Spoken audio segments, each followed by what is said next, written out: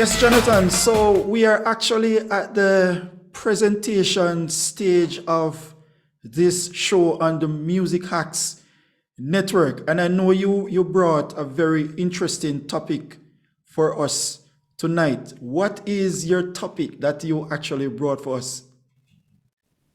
Yes, my topic is approaching music from a context-based style, right? In a nutshell. So that basically that topic leads to, you know, imply that when we're playing different genres of music, there is a context within that genre that you have to stay within to be playing that genre. To be said, to be saying that you're playing a certain genre, you have to be staying within the context. So basically, I'm going to be going through a few genres. The tracks I've put together today, all of them have a different style and genre.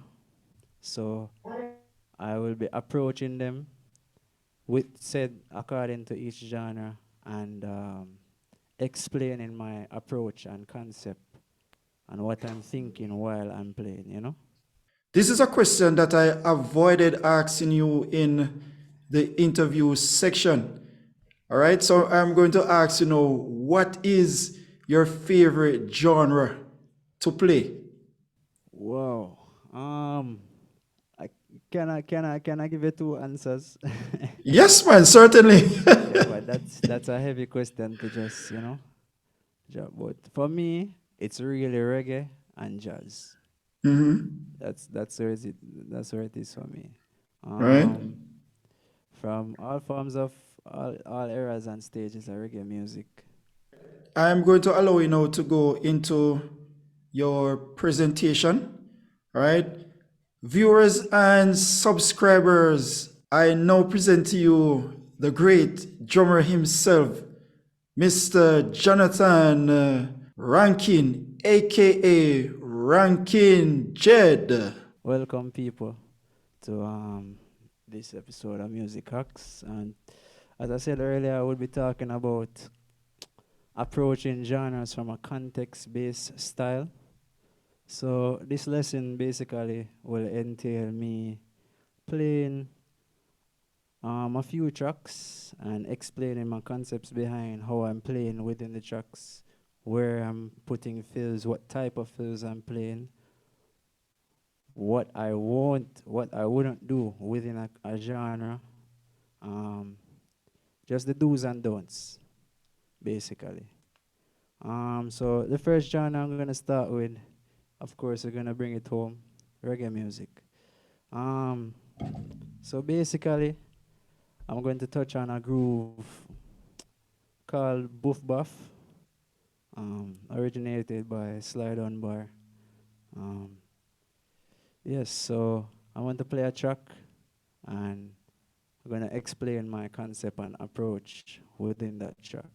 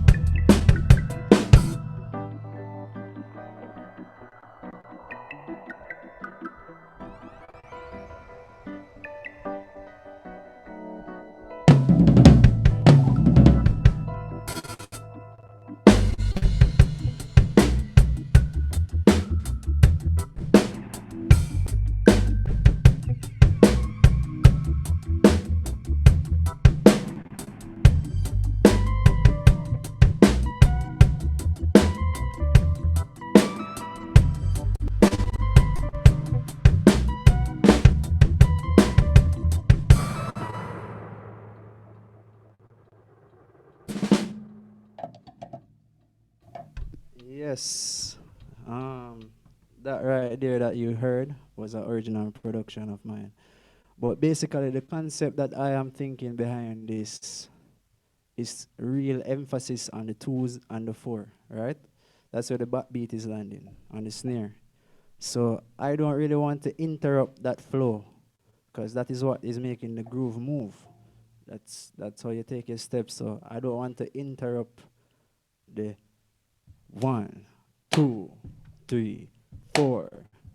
I don't want to interrupt that backbeat. So the way that I'm phrasing within that context is that I want to do minimal stuff that are still impactful within the spaces, but don't go too far away from the groove of just holding that 1, 2, basically. So my concept is that just keep it solid, steady, and you know, focus on the format of the song. So if the song has a chorus, that is where the fill belongs. If the song has an intro roll, that's where the fill belongs. We're not trying to play any unnecessary roles that distract you from the groove that is happening. So that's how I'm approaching that song in particular, you know. Um, I was playing the pattern. If I could break it down, you could hear it. I was playing 16 notes on the hi-hat, and it's a quarter note backbeat on the snare, on the twos and fours, I said earlier. A variation on the kick, variation of patterns, but it's basically one,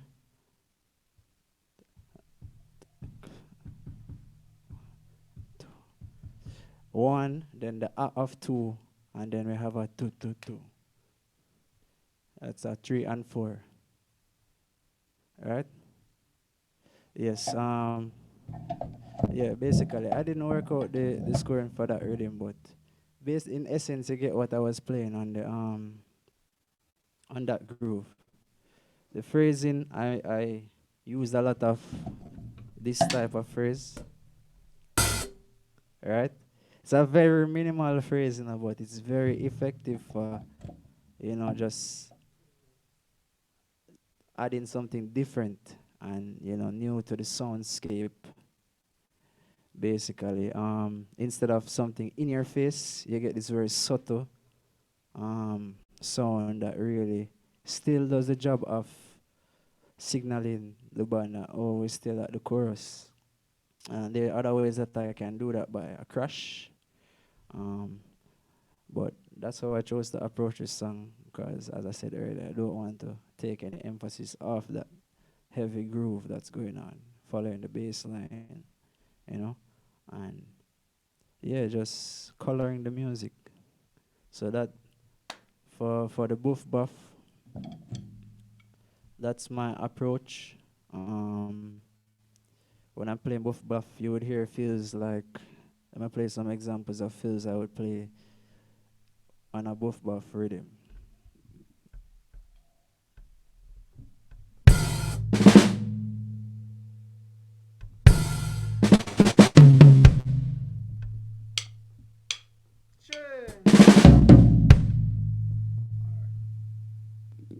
Or even just a simple, traditional push by slide.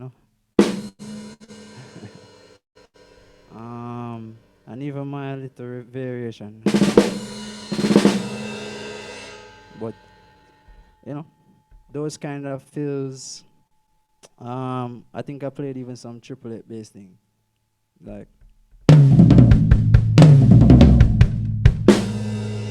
even things like that. Those are, I took them from the vocabulary of slide on bar also. A lot of these kind of feels. Slide on bar is kind of like the pillar for getting the foundation of the boof buff. Then you have variations, you can study other people, like such as Style Scott, who has a different variation and sound and approach to it. But yeah, these are the type of fills I would approach boof buff with. Here are the don'ts now. I would not roll off a boof buff tune like this.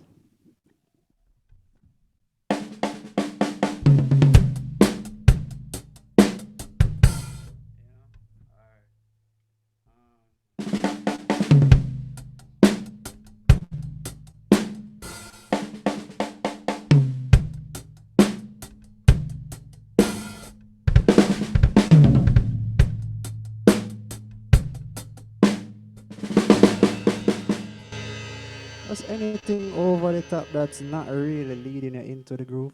Because, I mean, it has a context. Because the fields I was playing earlier, you feel like you're going into a one drop. So it's just what the role feels like it's heading to. You really want to be adamant and knowing the direction of and the purpose of what you're playing. So if I'm gonna play a buff, I would play as I demonstrate earlier. If I the don'ts, yeah, don't play fills that, for example, one drop type fills or chops, like gospel type chops. Um, yeah, just out of genre fills basically. Like that, you can't really reference to older recordings, or it just doesn't feel right. Because even if you make something new and it works, it just has to feel right for it to work. So that's it for the buff. Um, and it's similar. It's vice versa with the one drop. Same way, you would not play uh, a buff type fill to go into a one drop. You would have to now turn over to the school of a lot of one drop drummers, most popularly known and the king of one drop, Carlton Barrett. You would have to do a lot of studying um, where that is concerned to the types of fills that he's playing. A lot of them have a Latin flair to them, right? Similar to what I was playing, like, uh,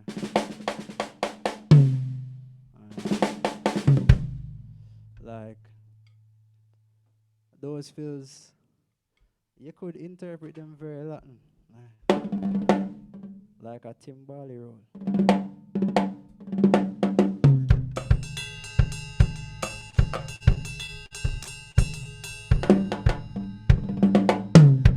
A lot of those things could, fit into a Latin concept.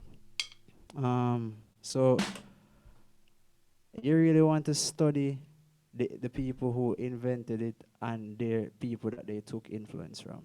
So I found out from a few musicians that Carly was a lover of Latin music. So it explains a lot of the phrasing within his playing. And so I would have to listen to Latin music to kind of understand the flair that he's playing with, what he's doing different within reggae music from if he was playing straight Latin. How is he innovating it? And now that I know the source, I can also innovate it in my way. So it's kind of building on the foundation that they set. So that's my concept. That's my mindset when approaching things of genre and just music in general.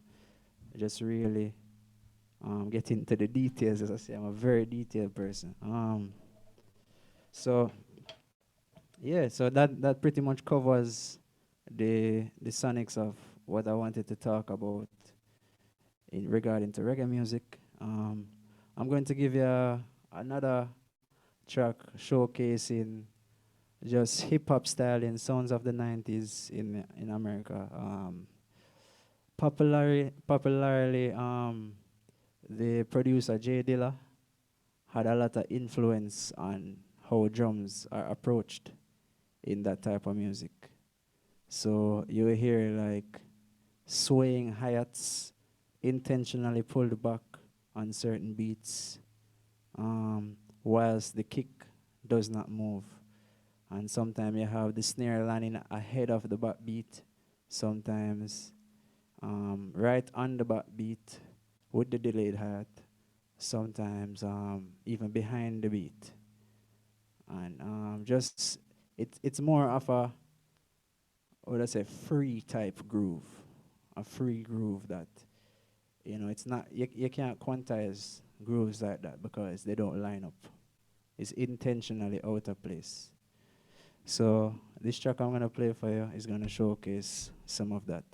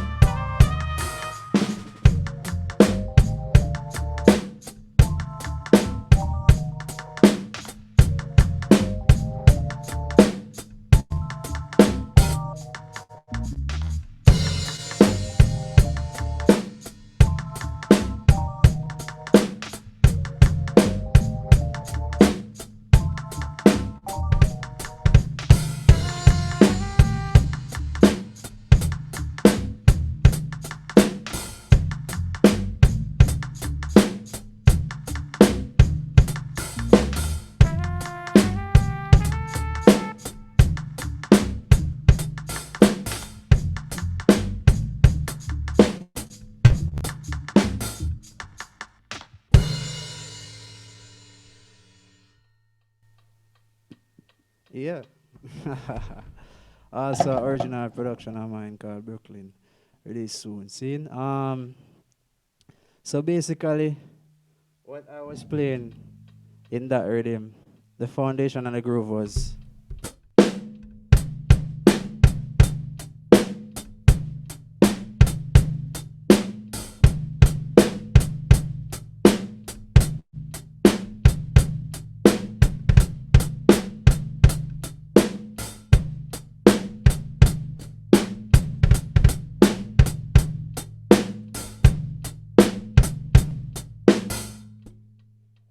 So basically, you're hearing that some of these things aren't necessarily landed at the same place and the same time, especially the hi-hat. The hi-hat has this swinging groove that is swaying, and the tambourine accompanies it. So basically, it's like a one, two, tick, tick, tick, tick, tick, tick, tick, tick, tick, tick, tick, tick, tick, tick, tick, tick. It's like a slight swing. It's an imperfection to the groove, and that's present in a lot of J Dilla productions, cause it gets your head into this kind of bob like following the backbeat that is not moving, but the hi-hat it creates this push and pull effect, you know, that really it's I think it's definitely a sound and style very prominent in the 90s, for what is classed as old school hip hop, you know, and that's what I was really trying to encapsulate within this groove. I did not play much fills because within that genre, it's really all about the groove. It's not really about the drums shining. It's about keeping the people dancing.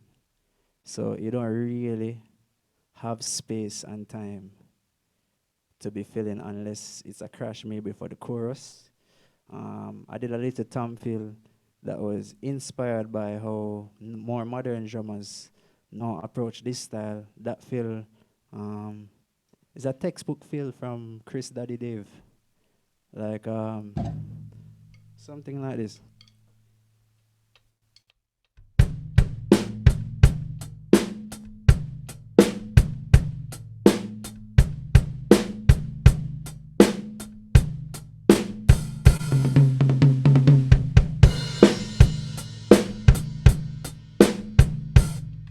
So basically, yeah, those are some feels that could work within that context. That's a feel that it kind of feels like you're floating through timing because you're playing like a triplet bass fill over a straight pattern.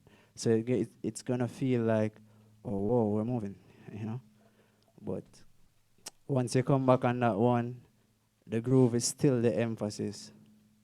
Um, So yeah, that's my concept while I'm playing this type of music, just ensuring that my backbeat does not move. Cause that's where the bob is, you know? That's where the groove is really lying. A lot of us move according to the backbeat. Um, and for the bass drum is there same way on the same grid. Um, it swings here and there, just tastefully according to how the bass is playing, and just how other interactions are happening with other instruments. So that's why you might hear me play like a, you know, instead of straight, you hear it shuffled instead of which would be straight. So yeah, that's why I would approach a song like that in that manner. All right, I'm not gonna waste too much time on that because I know you're all fast learners. Yeah.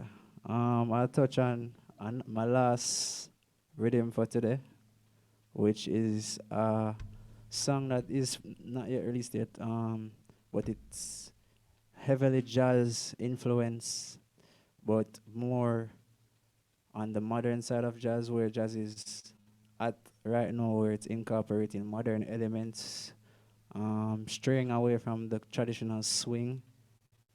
It has like a groove with a backbeat and kicks at certain places, that really make the groove interesting. And yeah, I'm gonna showcase that for you, and you just enjoy.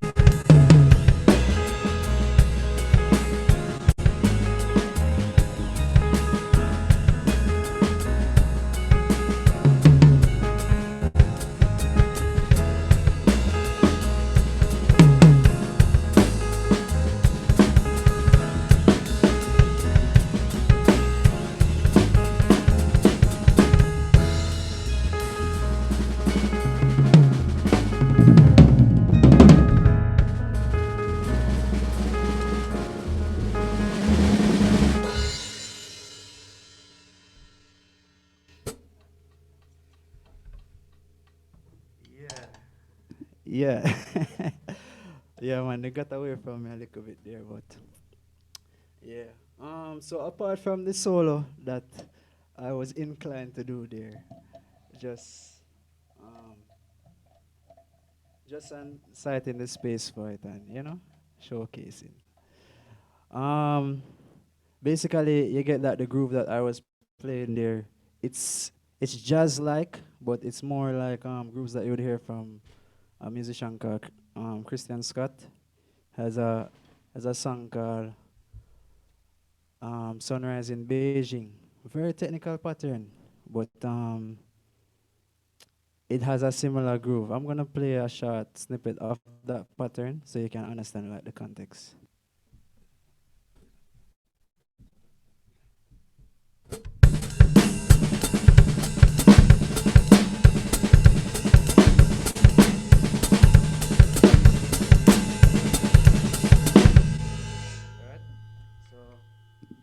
Right? So that pattern, it might just sound like like a lot happening, right?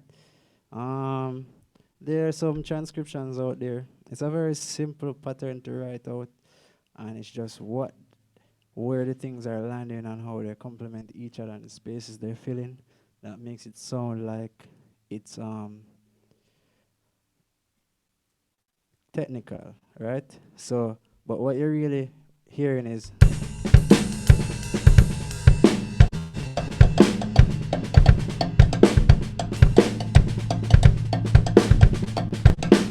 so right the kick does not move away from the groove, right? And the snare is doing some tada, some odd accents. So like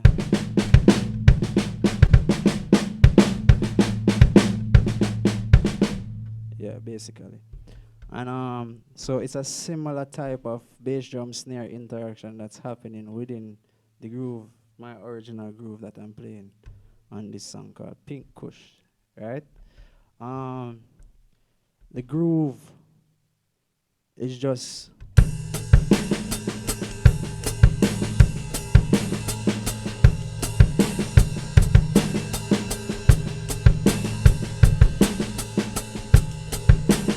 right. So I have one and two and on the hi-hats just to keep me in check. And it's always a good habit to keep time while they're playing grooves, fills, everything. Just a good habit.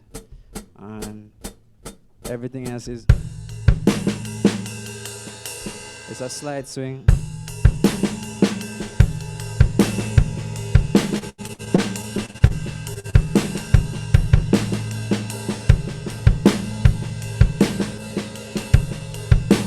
So the swing is basically alternating and coming at different times, right?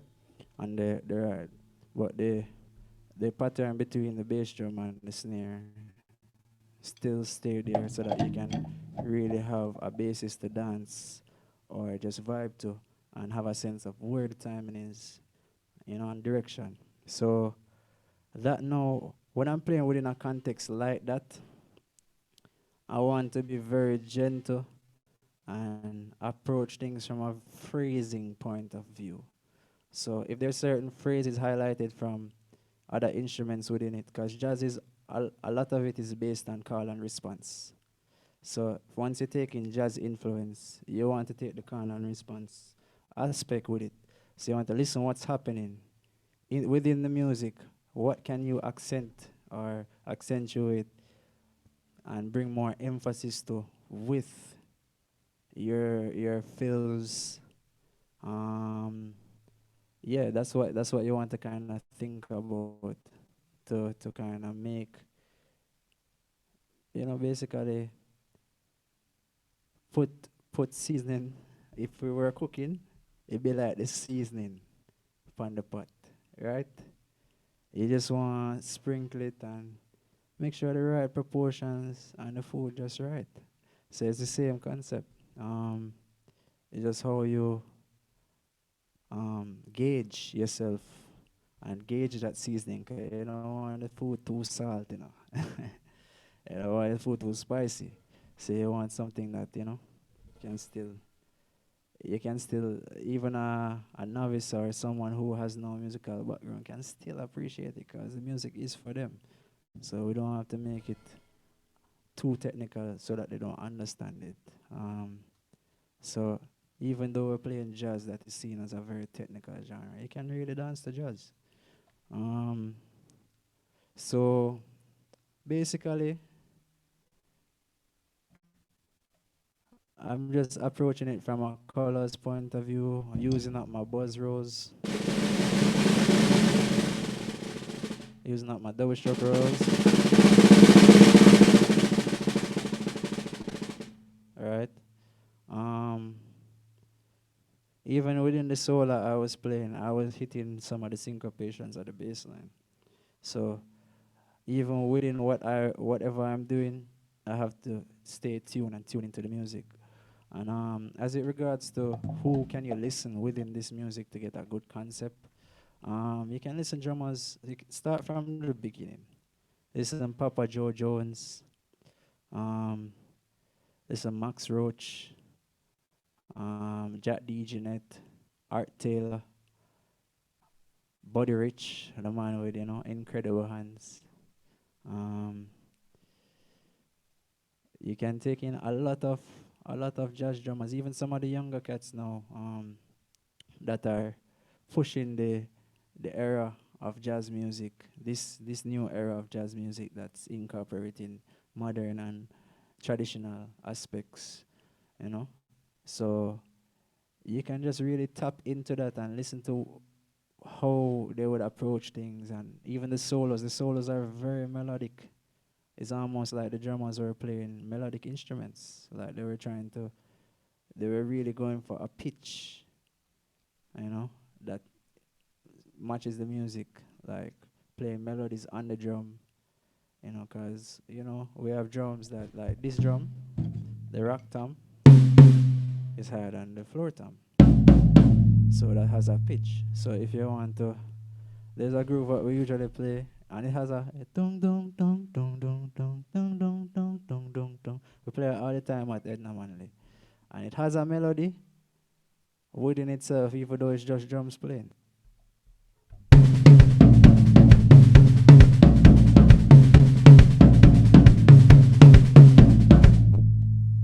Right? So within that melody now, people always know where they are, and they can really appreciate you making the job sound so subtle, and it's the subtle things that you're doing that makes this instrument not only just hold the foundation but color. It has the ability to color the music also, just like pad sounds and keyboards.